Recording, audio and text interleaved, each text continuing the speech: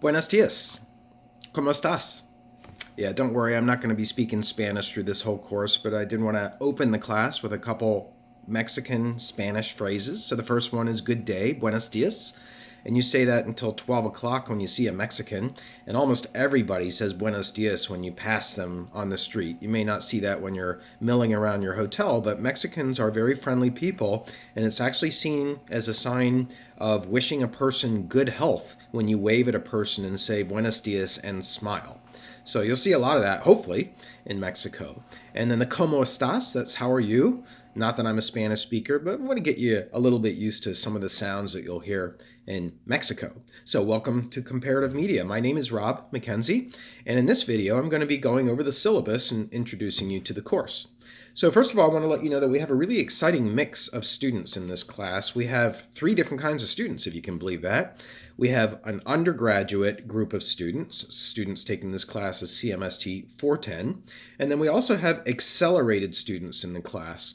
And accelerated students are students who are in the undergraduate degree here at ESU, but who are also now taking graduate classes as part of our accelerated program in their senior year, so that they can then choose to go on for a master's degree in our department if they want to, and they can have that degree shortened because they've accelerated it by taking grad classes in their senior year. So we have students in the accelerated program as well in this class. And then we also have graduate students who are in our MA program, which launched in the spring. So we've got these 3 different types of students, and depending on what your status is, there are going to be different requirements. So today's the day you need to let me know if you're thinking about whether you're going to be in the accelerated program or whether you're going to take it as an undergrad.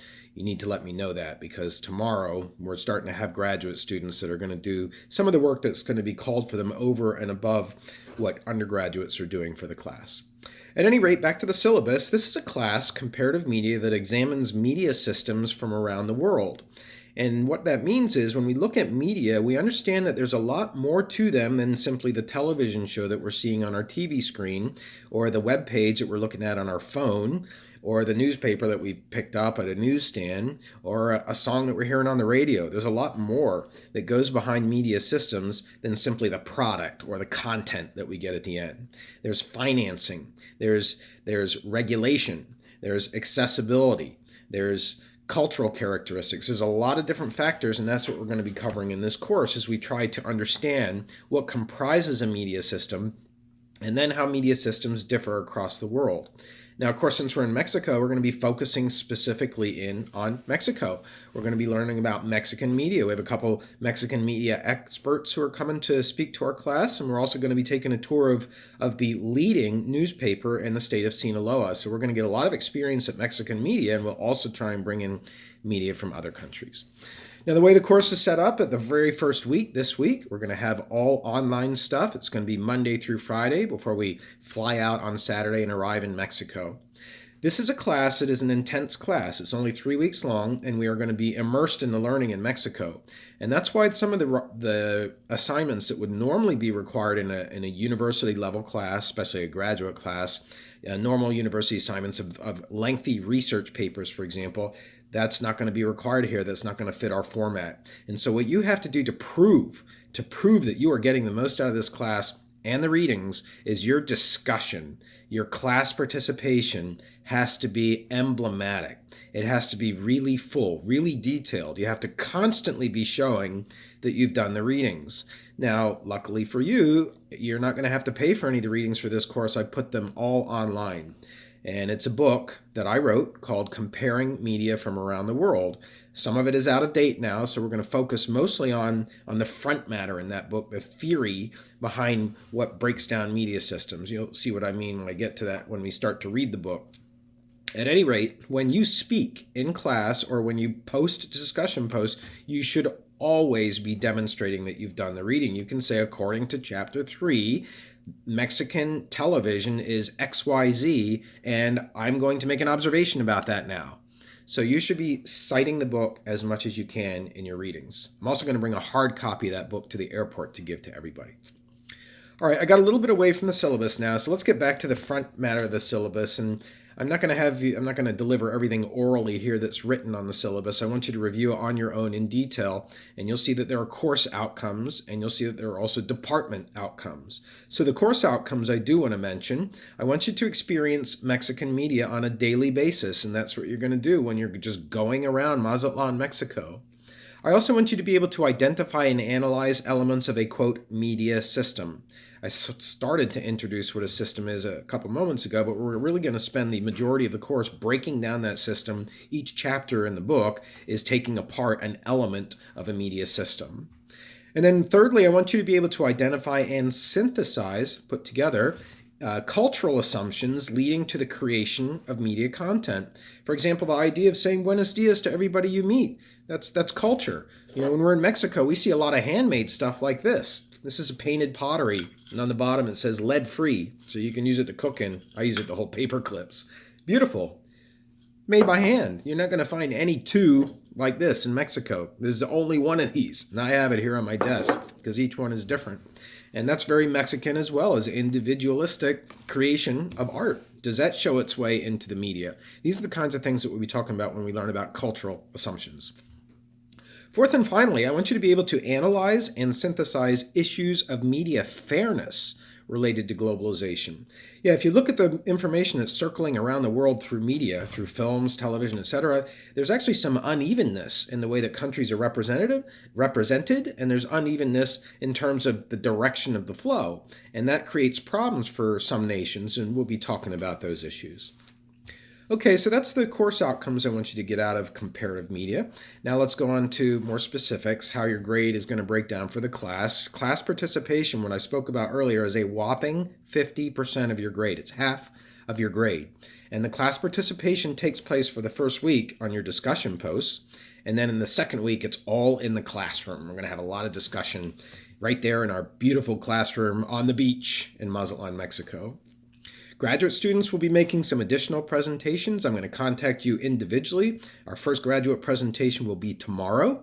And so those students will be leading some of the discussions, particularly injecting new research into the course that updates dimensions of my book that have fallen out of date. It was written in 2006.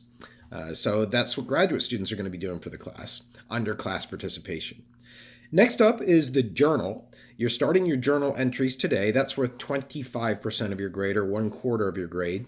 And each student in this class is going to keep a daily journal on D2L. And the journal entries should be 200 words. Please count your words. Use Microsoft Word. Get them 190 to 210 words. I want them to be 200 words.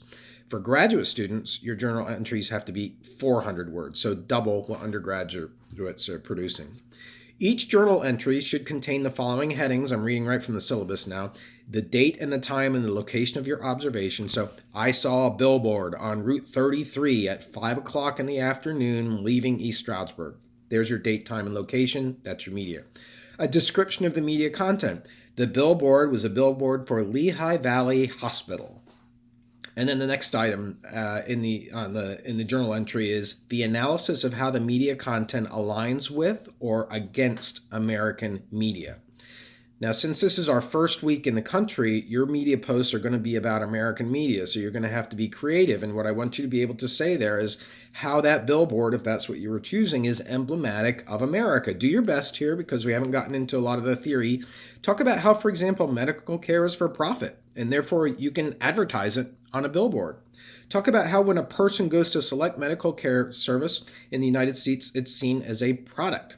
And so you have to be advertised, the product has to be advertised towards you so that you can help decide if that's the place that you want to go to have your surgery. It's a completely different way of looking at healthcare than you can see in other countries, and it's part of our American society. And the place where it's manifesting itself in terms of media, for my example, is on that billboard, right? That billboard as you're driving is showing you medical care. So I want you to do your best. You can choose any media sample. Well, you can look at Game of Thrones. You can look at Big Bang Theory. You can look at, you can do a Beyonce song.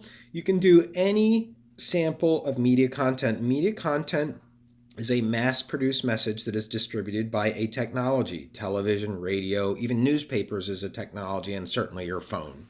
So for this whole week, you're going to be making observations really about American media, kind of blind observations because we haven't yet got to a point in Mexico where we're going to be able to compare Mexico to the US and give you that point of reference.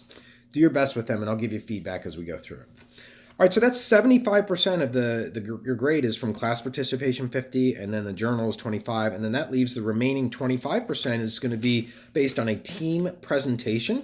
Once we get down into Mexico, you're going to be placed in a 2-person team. We may have one 3-person team, and I'm going to give you a newspaper, and it's going to be your job to interview a Mexican person who can help you translate that newspaper and then to make that presentation. More about that when we get to Mexico. Okay, so that pretty much sums up the syllabus. Our very first day, today, you have the following requirements, and which I sent out on email as well. Number 1, you are to watch my instructor video, this one. Number 2, you are to read the syllabus thoroughly. Number 3, you are to read my curriculum vitae and then post a discussion question for me on the curriculum vitae. I think I forgot to put that in the email, so I'll go back and add that. My curriculum vitae is a fancy word for resume. It's on D2L under the content tab. So you have those 3 tasks, and then also by tomorrow at 12 o'clock noon, you are to post your first journal entry. So I think I've covered everything there, but between this video and the email, hopefully we've got you all situated for your first day of class. We're going to need to make some adjustments in this class. It's just the way it is. We're all traveling together. We're going to have circumstances where we have to change some things around. It's all part of the fun and the beauty and frankly, the adventure of going to Mexico. So for now, I just want to say adios, que tenga buen día. Have a great day.